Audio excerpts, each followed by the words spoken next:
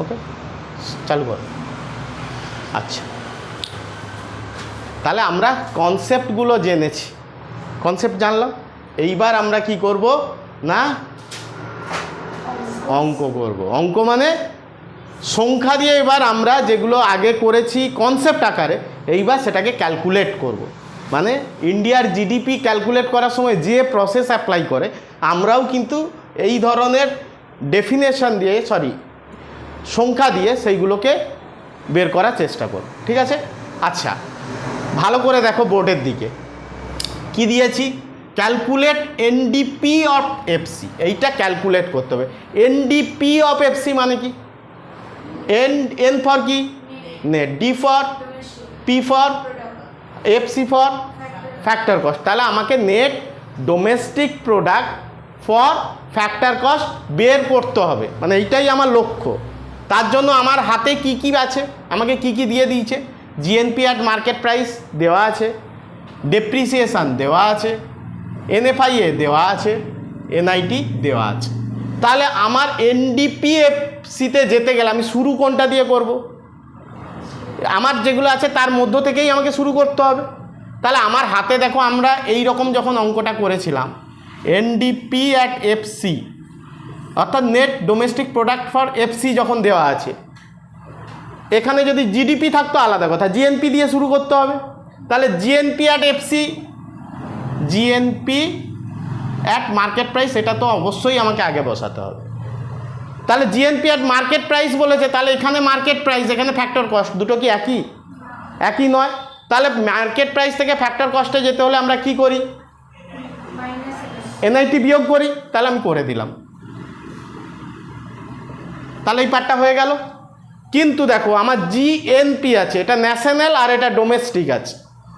তাহলে ন্যাশনাল থেকে যদি আমাকে ডোমেস্টিকে যেতে হয়, আমরা তাহলে কি করতে পারি? মাইনাস এনএফআইএ। কারণ আমরা জানি ন্যাশনাল আর ডোমেস্টিক দুটো আলাদা ধারণা। তাহলে এইখান থেকে আমাকে এখানে যেতে হবে, তাহলে একটা জিনিসকে নিয়ে আসতে হবে, সেই লোকটাকে নেট, বলো ন্যাশনাল নয়, net, net factor of income from abroad, NFIA হলো। তাহলে এনএফআইএ বাদ দিলাম। তাহলে যখনই এনএফআইএ বাদ দিলাম, তাহলে কোথায় চলে এলো, কোথায় চলে আসবে? না, এই পর্যন্ত যদি তুমি ভাবো, তাহলে আমার কতদূর এসছি না, এনডিপি অ্যাট মার্কেট প্রাইস এসছি।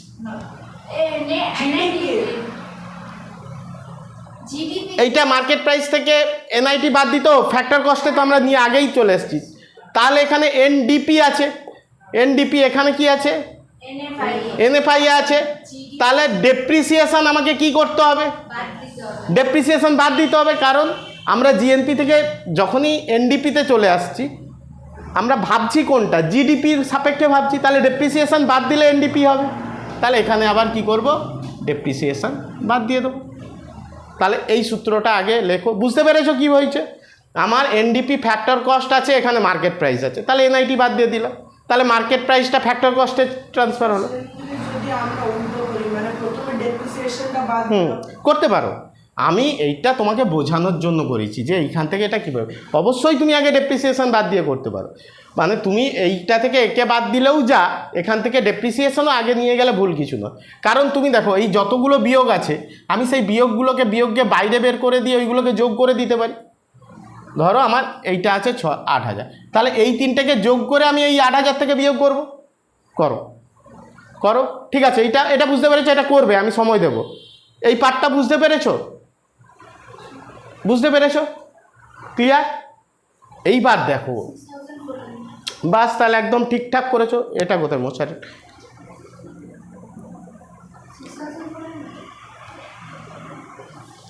আচ্ছা, হ্যাঁ বলো। হ্যাঁ, অ্যান্সার তো মিলবেই। তুমি ঠিক অঙ্ক করলে অ্যান্সার মিলে যাবে। হ্যাঁ একদম, আর তো কিছু নেই, বিয়োগ করে করো। আচ্ছা, এইখানে এইবার দেখো, এইটা তোমরা আমাকে বলো কি বের করতে বলেছে? GDP at market price. এইটা আমাকে বের করতে হবে। কি কি দেওয়া আছে তোমার হাতে? কি কি আছে? এনএনপিএফসি। তাহলে এনএনপি, এই এনএনপি মানে কি?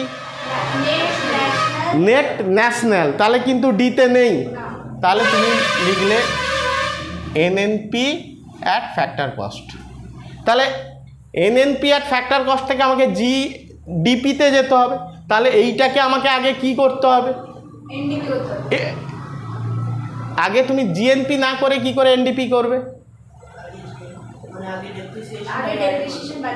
ডেপ্রিসিয়েশন বা নেট আছে, নেট থেকে ডেপ্রিসিয়েশন যোগ করলে তো জিডি। অ্যাড অ্যাড ডেপ্রিসিয়েশনটা কি করব? Add depreciation. কেন অ্যাড করব? গ্রসে যেতে পারবো। তাহলে গ্রসে চলে গেলাম। এইবার কি আছে আমার কাছে? সাবসিডি আছে, আর কি আছে?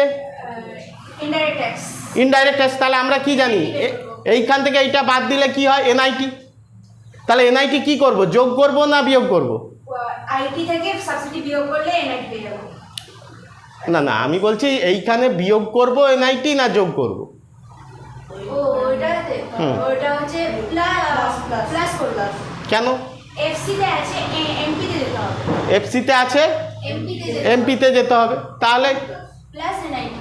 Plus NIT. তাহলে এনআইটি মানে কি হবে? ওই তো আইটি মাইনাস 110 110 কি এনআইটি 110 এনআইটি আইটি মাইনাস করেছো, করে দিয়েছো। তাহলে প্লাস এনআইটি করেছো। তারপর আমার যেতে হবে কোথায়? জিডিপিতে। তাহলে আমি কতদূর পর্যন্ত যেতে পেরেছি? জিএনপি অ্যাট মার্কেট প্রাইস হয়েছে, এই পর্যন্ত যাওয়া মানে জিএনপি অ্যাট মার্কেট প্রাইস। কিন্তু আমাকে যেতে হবে জিডিপি অ্যাট মার্কেট প্রাইসে। তাহলে এবার কি আনবো? এনএফআই এ কি করি আমরা? ফ্রম অ্যাড তাহলে বিয়োগ করি, এটা নিশ্চয়ই যোগ করি না। এনএফআই এ কি করি? ওই এনএফআই এ কি করি? মাইনাস করব। মাইনাস। কেন? জিএনপি থেকে আমাকে মাইনাস করলেই তবে জিডিপি, কারণ আমরা জিডিপি প্লাস এনএফআই এর সমান জিএনপি প্লাস মার্কেট প্রাইস পেয়েছিলাম। তাহলে এটা কি করব? কি করবে এখানে? কি লিখবো বলো? Minus NIT. তোমরা বলবে, আমি লিখবো শুধু আচ্ছা। এনএফআই এ। তাহলে আর কে পড়ে আছে দেখো? আর ডেপ্রিসিয়েশন পড়ে আছে। তাহলে ডেপ্রিসিয়েশন দিয়ে দিয়েছি, হয়ে গেছে। আর কেউ নেই? ব্যাস খতম। আর কেউ নেই? না। তা আর কেউ নেই, তাহলে হয়ে গেছে। তাহলে করো এবার, কত হবে?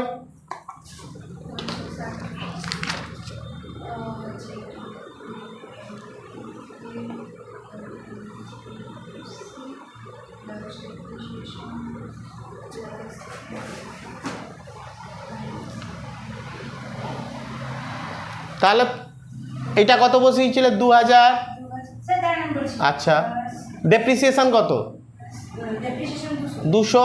এনআইটি হচ্ছে 110 এনআইটি হচ্ছে প্লাস 110 না minus 110? Plus plus plus 110 sure তো? হ্যাঁ আচ্ছা 110। আর NFI A factor income from 110 থেকে 50 বাদ দেবো 60। তাহলে 2200 2250 কত? 2250। তাহলে একদম आंसर चेक करें। বন্ধ করে দাও, হয়ে গেছে।